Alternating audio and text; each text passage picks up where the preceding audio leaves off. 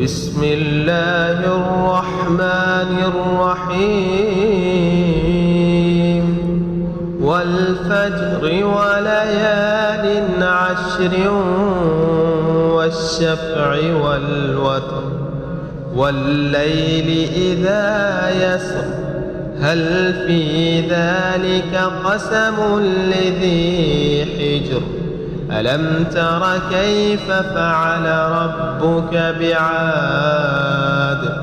إرم ذات العماد التي لم يخلق مثلها في البلاد وثمود الذين جابوا الصخر بالواد وفرعون ذي الأوتاد الذين طغوا في البلاد فأكثروا فيها الفساد فصب عليهم ربك سوط عذاب إن ربك لبالمرصاد فأما الإنسان إذا ما ابتلاه ربه فأكرمه ونعمه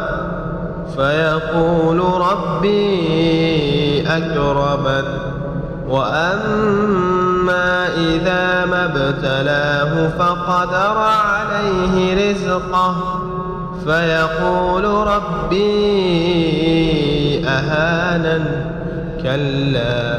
بل لا تكرمون اليتيم ولا تحاضون على طعام المسكين وتأكلون التراث أكلا لما